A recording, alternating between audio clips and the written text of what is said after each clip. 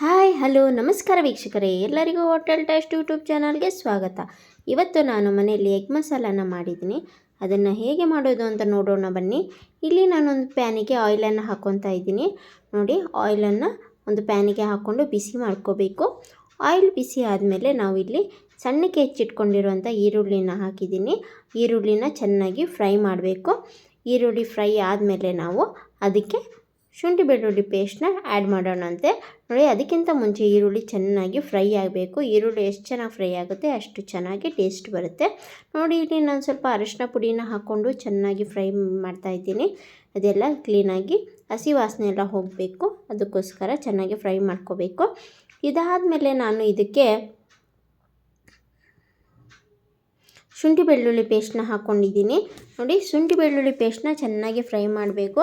ಯಾಕೆ ಅಂತ ಅಂದರೆ ಅದ್ರದ್ದು ಹಸಿ ವಾಸನೆ ಇತ್ತು ಅಂದರೆ ಟೇಸ್ಟು ಚೆನ್ನಾಗಿರಲ್ಲ. ನೋಡಿ, ಎಲ್ಲನೂ ಚೆನ್ನಾಗಿ ಫ್ರೈ ಮಾಡ್ಕೋಬೇಕು. ನಾವು ಯಾವುದೇ ಇಂಗ್ರೀಡಿಯೆಂಟ್ಸ್ ಹಾಕಿದರೂ ಅದನ್ನು ಚೆನ್ನಾಗಿ ಫ್ರೈ ಮಾಡ್ಕೋಬೇಕು. ಫ್ರೈ ಮಾಡ್ಕೊಳ್ಳೋದ್ರಿಂದ ಮಾತ್ರ ಅದು ಟೇಸ್ಟು ಚೆನ್ನಾಗೇ ಬರುತ್ತೆ. ನೋಡಿ, ಇಲ್ಲಿ ನಾನು ಚಿಕ್ಕದಾಗಿ ಹೆಚ್ಚಿಟ್ಕೊಂಡಿರುವಂತಹ ಟೊಮೆಟೊನ ಹಾಕಿದ್ದೀನಿ. ಇದು ಕೂಡ ಚೆನ್ನಾಗಿ ಫ್ರೈ ಆಗಬೇಕು. ನೋಡಿ, ಚೆನ್ನಾಗಿ ಫ್ರೈ ಆಗೋ ತನಕನೂ ಅದನ್ನು ನಾವು ಫ್ರೈ ಮಾಡಬೇಕು. ಇದು ಚೆನ್ನಾಗಿ ಸ್ಮೂತಾಗಿ ಆಯಿತು ಅಂತಂದರೆ ಗ್ರೇವಿ ಥರ ಟೆಕ್ಸ್ಚರ್ ಬರುತ್ತೆ. ನೋಡಿ, ಚೆನ್ನಾಗಿ ಫ್ರೈ ಆಗಬೇಕು. ಇಲ್ಲೆಲ್ಲ ನಾನು ಮಸಾಲೆ ಸಾಮಾನನ್ನ ತೊಗೊಂಡಿದ್ದೀನಿ. ಜೀರಾ ಪೌಡರು, ಧನಿಯಾ ಪೌಡರು, ಗರಂ ಮಸಾಲ ಮತ್ತು ಖಾರದ ಪುಡಿ ಎಲ್ಲನೂ ತೊಗೊಂಡಿದ್ದೀನಿ. ಅದು ನೋಡಿ, ಈ ಟೇಸ್ಟ್ ನೋಡಿಕೊಂಡು ಹಾಕ್ಕೊಳ್ಳಿ, ಎಷ್ಟು ಬೇಕು ಅಂತ ಹೇಳಿ. ತುಂಬ ಹಾಕ್ಕೋಬೇಡಿ, ಖಾರದ ಪುಡಿ ಎಲ್ಲ ನೋಡ್ಕೊಂಡು ಹಾಕ್ಕೊಳ್ಳಿ. ನೋಡಿ, ಇದನ್ನೆಲ್ಲ ಹಾಕಿ ಚೆನ್ನಾಗಿ ಫ್ರೈ ಮಾಡಬೇಕು.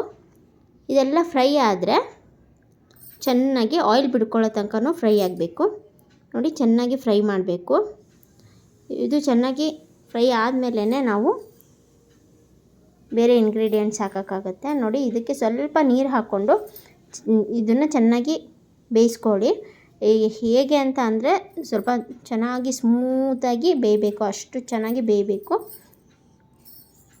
ನೋಡಿ, ಇದು ಬಂದುಬಿಟ್ಟು ಚಪಾತಿ ಜೊತೆಗೆ, ರೈಸ್ ಜೊತೆಗೆ ತುಂಬ ಚೆನ್ನಾಗಿರುತ್ತೆ. ರೊಟ್ಟಿ, ಚಪಾತಿ ಇದಕ್ಕೆಲ್ಲ ತುಂಬಾ ಚೆನ್ನಾಗಿರುತ್ತೆ. ನೋಡಿ, ಎಷ್ಟು ಚೆನ್ನಾಗಿ ಬೆಂದಿದೆ ಅಂತ ಹೇಳಿ.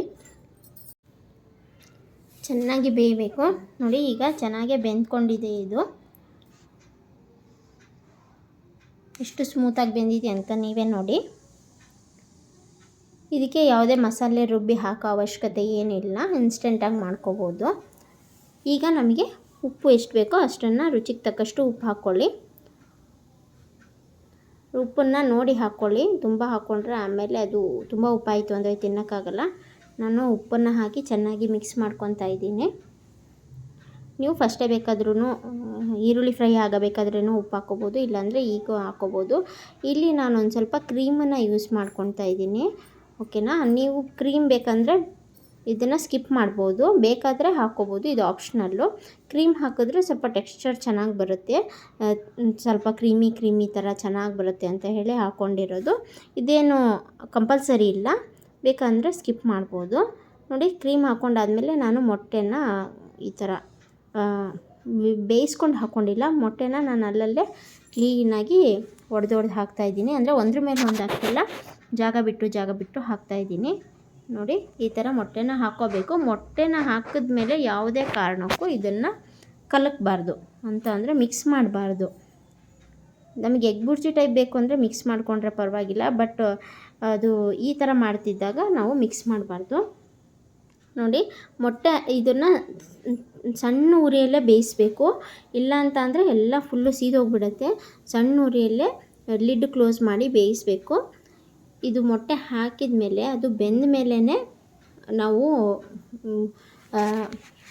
ಇದು ಮಾಡೋಕ್ಕೆ ಸೌಟ್ ಹಾಕಿ ಇದನ್ನು ಮಾಡ್ಬೋದು. ಅದಕ್ಕಿಂತ ಮುಂಚೆ ಇದಕ್ಕೆ ಸೌಟ್ ಹಾಕಬಾರ್ದು. ಇಲ್ಲಿ ನೋಡಿ, ನಾನು ಸ್ವಲ್ಪ ಪೆಪ್ಪರ್ನ ಮೇಲೆ ಉದುರಿಸ್ಕೊತಾ ಇದ್ದೀನಿ.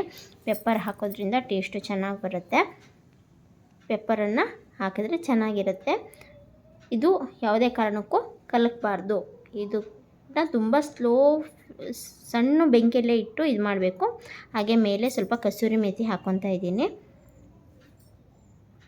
ಹಾಗೆ ಸ್ವಲ್ಪ ಸಣ್ಣಕ್ಕೆ ಹೆಚ್ಕೊಂಡಿರುವಂತಹ ಕೊತ್ತಂಬರಿ ಸೊಪ್ಪು. ಇದೇನೋ ಹಾಕಿದ್ರೂ ಯಾವುದೇ ಕಾರಣಕ್ಕೂ ಇದಕ್ಕೆ ಮಿಕ್ಸ್ ಮಾಡೋಂಗಿಲ್ಲ. ನೋಡಿ, ನಾನು ಇದಕ್ಕೆ ಲಿಡ್ ಕ್ಲೋಸ್ ಮಾಡಿ ಬೇಯಿಸಿದ್ದೀನಿ. ನೋಡಿ, 10 ಮಿನಿಟ್ಸ್ ಬೇಯಿಸಾದ್ಮೇಲೆ ಯಾವ ರೀತಿ ಬಂದಿದೆ ಅಂತ ಹೇಳಿ. ಎಷ್ಟು ಚೆನ್ನಾಗಿ ಬಂದಿದೆ ಅಂತ ನೀವೇ ನೋಡಿ.